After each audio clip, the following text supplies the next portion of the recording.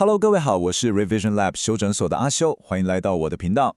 如果你是第一次看我们影片，记得先点击下方订阅按钮，再打开旁边小铃铛，这样每次有新影片你都会第一时间收到通知。也帮我按个赞，让 YouTube 知道你喜欢这种类型的内容，谢谢大家。我们现在正式开始。好，我们今天就来好好聊聊一个你我都一定有过，但却很少甚至不敢拿出来谈的一种情绪——羞耻感。我们要透过一位非常厉害的研究者布蕊尼·布朗博士，他一场改变了无数人生命的 TED 演讲，来搞懂这个看不见的强大力量，到底是怎么在我们背后默默地影响我们的人生。OK， 我们先来看这句话。这句话是布朗博士在2012年给完他第一场后来红遍全世界的 TED 演讲之后，跟他朋友说的。当时他真的吓坏了，那种感觉他形容就像在全世界面前脱光光一样。你想想看，他是一个学者，一个研究者，结果却在台上分享自己最脆弱、最不堪的研究经历，甚至还有一张投影片，上面就斗大2个字写着“崩溃”。他当下就觉得完蛋了，我的人生毁了，真的超级后悔。他把这种感觉取了一个很传神的名字，叫做脆弱后遗症 （Vulnerability Hangover）。就像宿醉一样，是你在非常诚实敞开自己之后，那种排山倒海而来的强烈不舒服跟懊悔。他甚至还开玩笑说，他真的有认真考虑要不要摸黑潜入主办单位，把演讲的录影带偷出来直接销毁。结果呢？那场他觉得会毁掉他人生的演讲，你猜猜看，最后有多少人看？不是他担心的2000，而是超过4000万。对，你没听错，是4000万，而且这个数字到现在还在一直往上加。他当初害怕到躲在家里整整3天不敢出门，结果这场演讲不但没毁掉他，反而让他一夕成名，成为全球最有名的脆弱感专家。这个超级巨大的反差不仅彻底改变了他的人生，也让他对脆弱跟羞耻这2个主题有了更深刻也更急迫的理解。他意识到，原来有一部分的自己其实一直在努力的让自己保持渺小，想办法躲在雷达底下，因为太害怕被看见，太害怕被别人指指点点。而这个害怕的源头，就是我们今天要谈的核心。好，为了把这个超级复杂的情绪给拆解清楚，我们今天的路线图长这样。我们会先从布朗博士的亲身经历脆弱后遗症开始聊起，然后我们要一起来重新定义到底什么是脆弱，接着我们就要勇敢的直面真正的敌人羞耻感。再来我们会看看社会文化是怎么为男生和女生写下完全不同的羞耻剧本。最后也是最重要的，我们要找到解药跟重回人生竞技场的勇气。好，我们一步一步来。好，第一部分，脆弱后遗症，这是一种非常具体的感受。布朗博士形容，演讲完隔天醒来，那感觉是他人生中最糟糕的一次宿醉。他把自己关在家里整整3天，不敢看 email， 不敢接电话。他脑中不断重播演讲的画面，一直想着，我怎么会在一张投影片上写崩溃，然后给500个陌生人看？我是不是讲得太用力，太情绪化了？台下那些学者会不会觉得我很不专业？这种在你展现脆弱之后排山倒海而来的后悔、恐惧跟自我怀疑，就是脆弱后遗症的核心。这个痛苦的经验让布朗博士有了个惊人的发现。他意识到，虽然他嘴巴上常常抱怨说我的研究成果都没人看见，没办法推广，但其实在他内心深处有一股非常强大的力量一直在精心策划，让自己保持渺小。这是一种自我保护机制，因为站出去就代表你可能会被批评、被误解、被当成箭靶。我想问问正在看影片的你有没有过类似的经验？可能是一个你觉得超棒的点子，但你怕被同事或老板打枪，所以在会议上话到嘴边又吞了回去；或者一份你梦寐以求的工作，但你怕自己不够格，履历改了又改，就是迟迟不敢投出去。那股把你往后拉，在你耳边说算了啦，不要冒险，当初鸵鸟没好下场的力量，其实就是我们对脆弱的恐惧在搞鬼。OK， 那正是因为这段超痛苦的脆弱后遗症经历，才让布朗博士重新去审视脆弱这个概念，并且得到了他的第一个也是最颠覆性的重大洞见。这个洞见呢，直接挑战了我们整个社会根深蒂固的一个迷思。我们继续看下去。我想请你现在诚实地问问自己这个问题：当你听到脆弱这2个字，你的第一反应是什么？是不是会马上联想到软弱、无能，需要被保护？布朗博士在演讲现场问这个问题的时候，绝大多数的人都举手了。在我们的文化里，脆弱几乎就是软弱的同义词。但是重点来了，他接着问了第二个问题：在过去这一周，当你看到某个人在你面前展现出脆弱时，你是否觉得那是无比的勇气？结果所有人都点头。这不是很奇怪吗？对吧？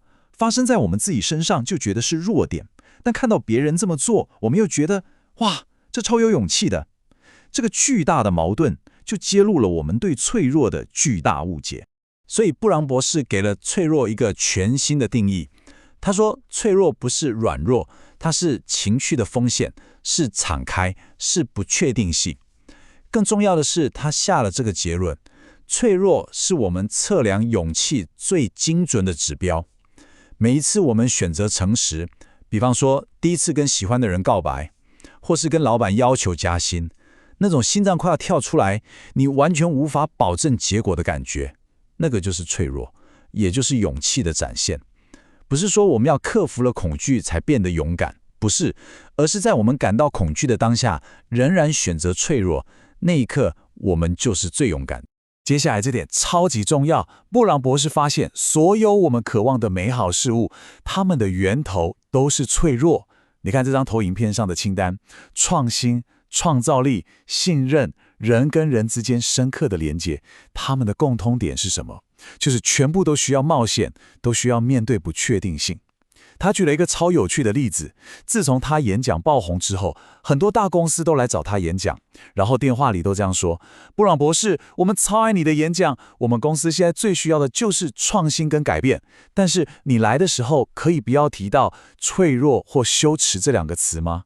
这真的超级讽刺，对吧？这就好像说我想要游泳，但我身体不想弄湿，这是不可能的嘛。一个不允许失败，不允许员工展现脆弱，开会时没人敢说真话的团队，是绝对不可能有真正的创新的。好的，当我们理解了脆弱其实是勇气的展现之后，下一个问题就来了。那为什么我们打从心底这么害怕脆弱？到底是什么东西在阻止我们勇敢？答案就是这一节的主角——羞耻感。布朗博士说，要真正的理解脆弱，我们必须先走进心理学家荣格所说的灵魂的沼泽，去好好认识羞耻感这个真正的敌人。在演讲爆红，被大家封为脆弱女王之后，布朗博士其实一度想抛弃过去研究羞耻感那段黑历史，毕竟那是一个又沉重又没人想听的主题。但他很快就意识到，他之所以能理解脆弱、勇气跟创新的关系，正是因为他花了6年时间泡在羞耻感的研究里。他想起一句家训 ：“You've got to dance with the one who brung you”， 意思就是说你不能忘本。对他来说，那个根本就是羞耻感，他必须回去带领大家一起认识它。好，现在这张投影片可以说是今天整集最核心的一张，请大家一定要专心听，甚至可以截图下来。布朗博士强调，我们必须分清楚罪恶感和羞耻感这两个东西天差地远。我们先看左边。罪恶感，它的焦点是行为，它的内心独白是：我做了一件不好的事。比方说，我忘了朋友生日，我会觉得很内疚，下次我会记得补偿他。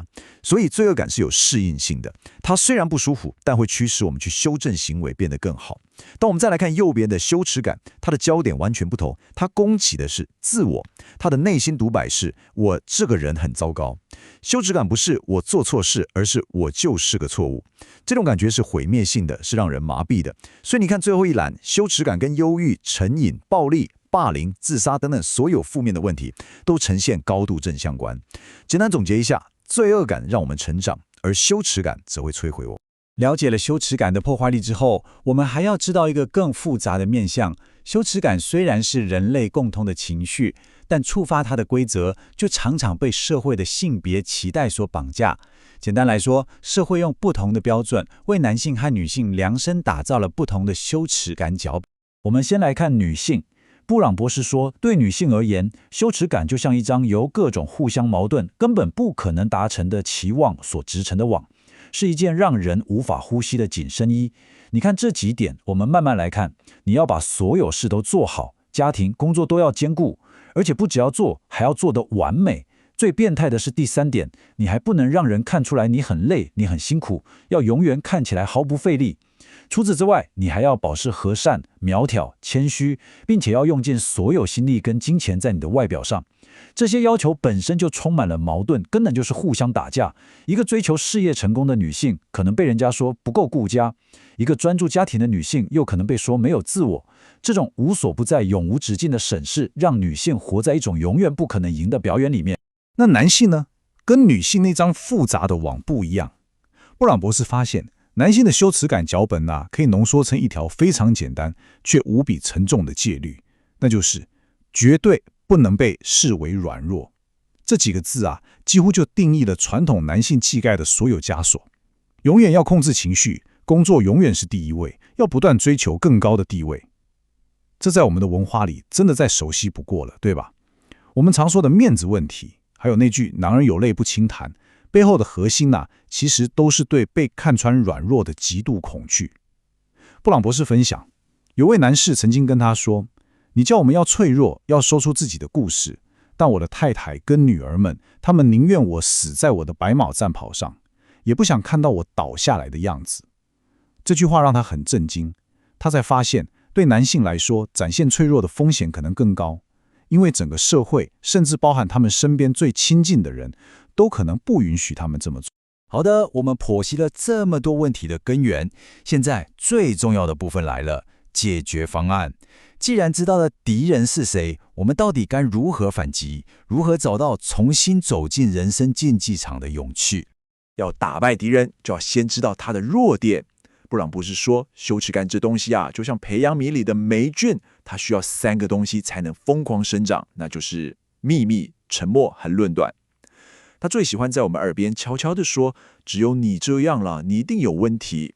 他想办法把我们孤立起来，让我们把痛苦藏在心里，不敢对任何人说，然后在黑暗中用各种自我论断的声音攻击我们，你这没用，你活该。只要我们继续保持沉默，守着这个秘密，羞耻感就会越来越强大。既然羞耻感在黑暗中滋长，那它的解药是什么？